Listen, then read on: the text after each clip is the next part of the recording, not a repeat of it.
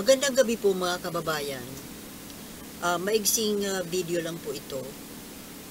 Bigla ko lang po kasing napag-isip-isipan bago pa man ako magpalit ng damit pambahay. Bigla ko lang po kasing naisip itong si Senator Robin Padilla. Hindi lang siya. Yung lahat ng mga senador, mga politiko na umaanib or kumakampi, nagtatanggol sa mga Duterte at kay Kibuloy. Pati na po yung mga DDS, yung mga DDS vloggers. Ito po ang malaking tanong kasi.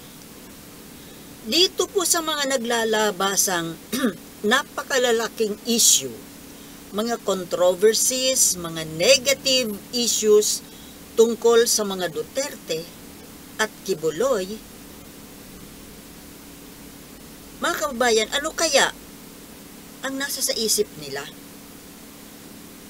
Kitang-kita naman po natin na tahimik itong mga politiko na ito. At mababasa po natin, madali pong basahin kung sino-sino itong mga politiko na kampi sa Duterte at Kibuloy. Yung Kibuloy-Duterte partnership. Dito na lang sa hearing, sa mga Senate hearing ng mga kaso ni Pastor Kibuloy, headed by Risa Hontiveros, kahit na yung mga committee members ng komite na nagsasagawa ng hearing na ito, yung Women's, Children, Family Relations, and Gender Equality Committee, na ang mga members po nito ay puro yung mga lady senators, plus yung mga makabayani, yung mga makabayan kuno, tapos nagbababayani, nagpapakahiro sa mga mahihirap at mahihina, si Tulfo, si Robin Padilla, si Bongo pa nga ata kasama pa at saka si JB Ejercito. Nasaan kayo sa ganitong panahon na itong mga biktima ay nangangailangan ng suporta, natatakot, nininervyos, na halos sa pakiramdam nila ang kanilang isang paa ay nasa ilalim na ng lupa? Nasaan kayo? Mag-inang bilyar. Kitang-kita natin, ibig bang sabihin, dahil ay, sorry. Nangangati lang. Lalabunan ko pag ako nagsasalita ng mataas. Sa mga hearing po na sinagawa, tanging si Risa Hontiveros lang ang nandoon. Mag-isa. Ang ibig bang sabihin, si Risa Hontiveros lang ang may malasakit dito sa mga biktimang ito? Nasaan yung mga babaeng senador? Ang mga biktimang ito, yung mga ni-rape, pawang kababaihan, di ba? Meron din kasi dyan isang lalaki na ni-rape eh. Yung umamin namang gay siya eh. Ni-rape din. Pero, karamihan po ay mga babae. So, we expect na yung mga babaeng senador, ay magbibigay ng concern. Pero nasaan? Ni isa wala. Minsan mang dumating doon si Coco Pimentel na, kung tutuusin, hindi naman nga siya member ng komite. Pero at least nagpakita. Even si Senate President Zubiri dapat nandoon eh. 'Di ba sa lahat ng mga Senate, mga committee hearings, present siya. Pumunta naman one time si Robin Padilla. Pero ano yung ginawa? Imbes na magpakita ng pagmamahal, pag-aaruga, pagmamalasakit, pagpapagaan ng kalooban doon sa mga biktima, baligtad yung ginawa mo, Robin Padilla.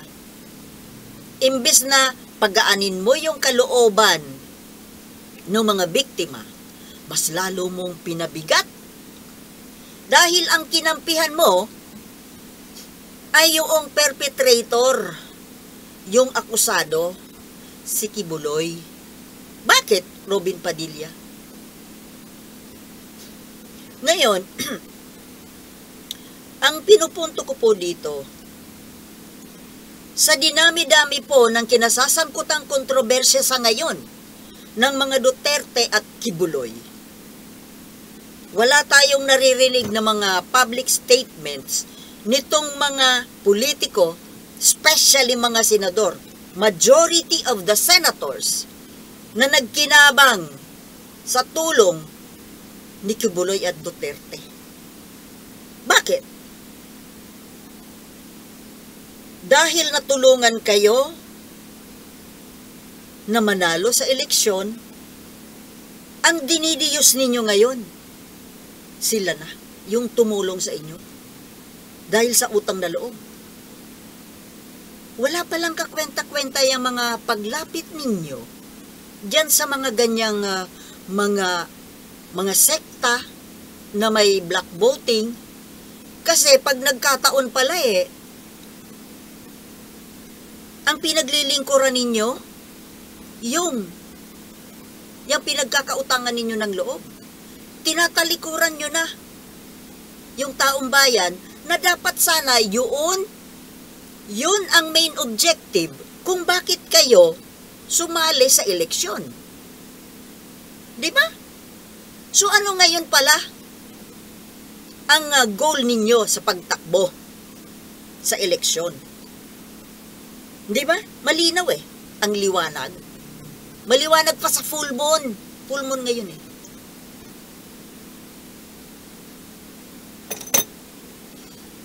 Tumatakbo kayo. Kung sa bagay, this is an open secret Alam na naman ito ng lahat.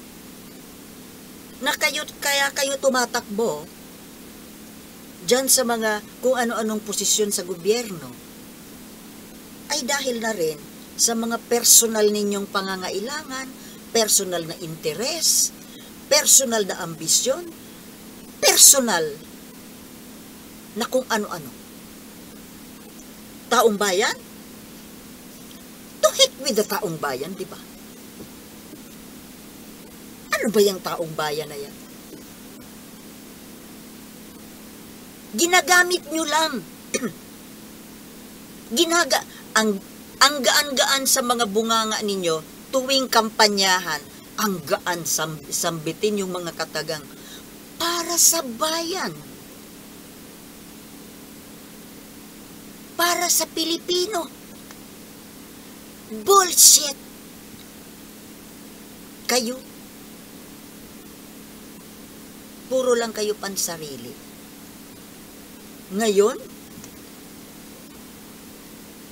lumapit kayo kay Kibuloy at kung kani-kanino pang mga black voting groups. Di bali naman sana yung mga ibang religious groups na nilalapitan ninyo na kahit na may kapalit na pabor, pero wala namang ganitong klaseng kabigat na mga negative issues na kinasasangkutan, na may mga binibiktima, may mga krimen na ginagawa.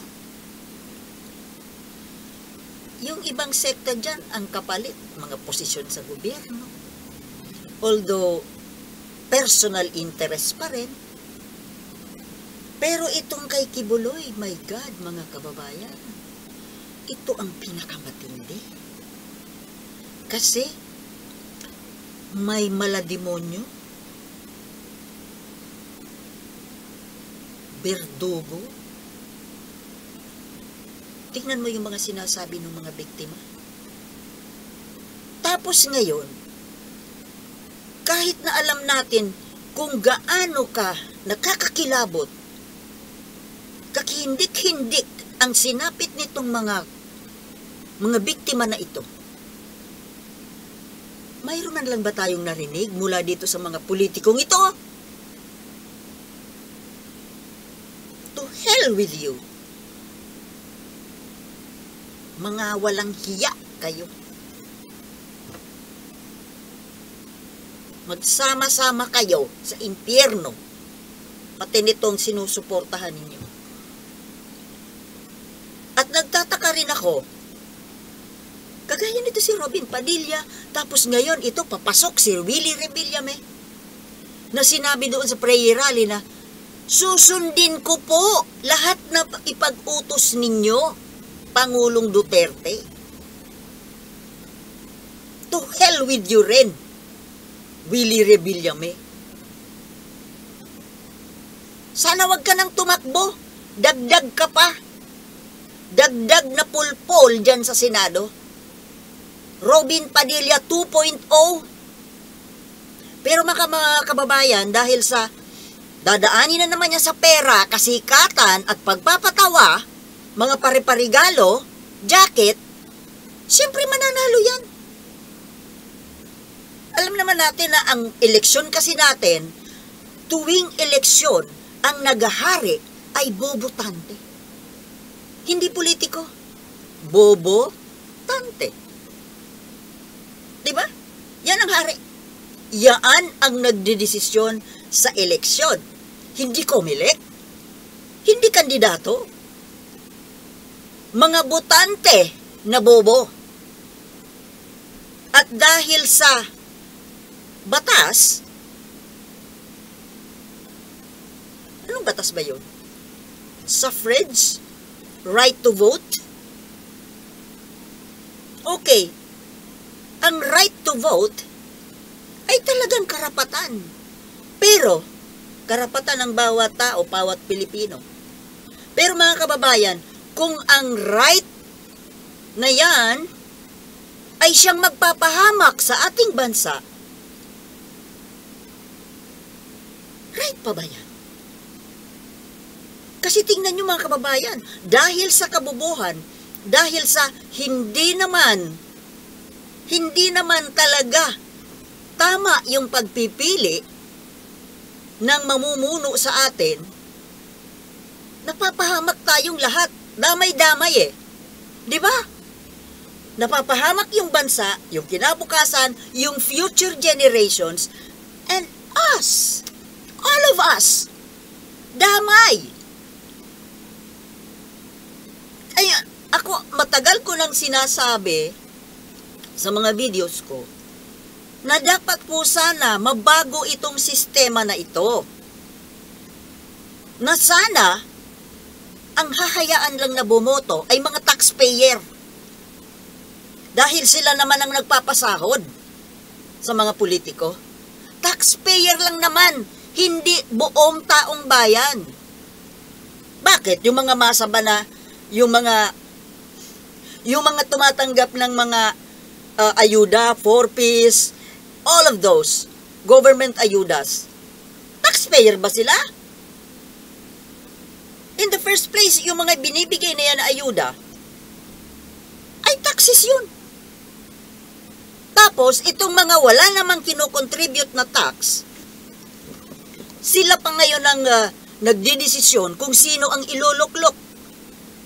Pagkatapos, pag ang iniluklok ay pulpol, kriminal, drug dealer, di ba pahamak tayong lahat? Pero mga kababayan, sino kaya ang dapat na magbago ng sistema ng eleksyon? Batas ba na ang gagawa ay Kongreso o COMELEC mismo?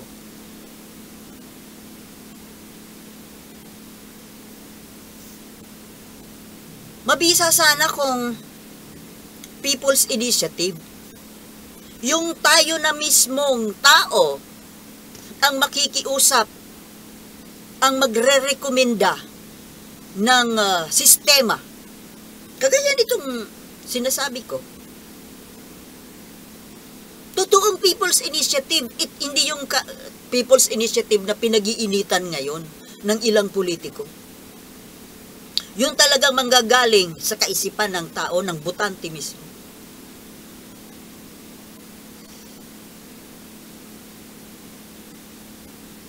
Itong mga politikong ito, kasumpa-sumpa po. Itong mga the likes of Robin Padilla, yung mga nandiyan dyan, majority dyan sa Senado, halos lahat mukhang dadalawa lang ang senador dyan na hindi humalik sa puwet ni Kibuloy. Only Risa and Coco Pimentel. Diyan po natin makikita na itong mga nanalong politiko na walang pinagkakautangan ng loob ay nagagawa nila ng maayos ang kanilang trabaho. Tingnan mo itong mga umasa sa blessing ng kung sinong hiningian nila ng blessing. Yun ang pinaglilingkuran nila, hindi naman yung taong bayan.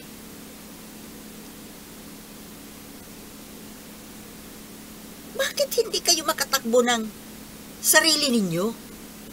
Bakit si Risa, si Coco, nanalo ng hindi humihingi ng tulong dyan sa mga kung sino-sinong mga sekta dyan? Wala kayong tiwala sa sarili ninyo? Na kaya ninyong ipanalo ang mga sarili ninyo? Nawala itong mga pinagkakautangan na ito? Diyan mo makikita na kayo mismo pala, hindi kayo naniniwala na gusto kayo ng tao. Kinakailangan nyo pang kumapit sa demonyo para manalo? Ngayon na alam na ninyo, siguro, gustuhin man ninyo sa loob-loob, sa kaloob-looban ninyo, gusto nyo man siguro na, siyempre, yung tao naman natural na may konsensya. Siguro kung nakukonsensya rin ang mga ito. Kaso hindi nila kayang suwagin yung pinagkakautangan. Yan ang mahirap na naging kaugalian ng Pilipino, yung pagtanaw ng utang na loob. Dahil sa pagtanaw ng utang na loob na yan, napapahamak. Pahamak ang lahat. Sana po, Comelec, pwede ba na magkaroon tayo ng sistema na iwasan yung mga ganyan? Yung talagang through merit lang talaga, sa qualification lang talaga ng kandidato, at sa kung gugustuhin sila ng tao because of their merit. Yung hindi lang qualification, kundi yung character, yung kabuuan ng taong yon. Kasama na yung pinag-aralan, yung character,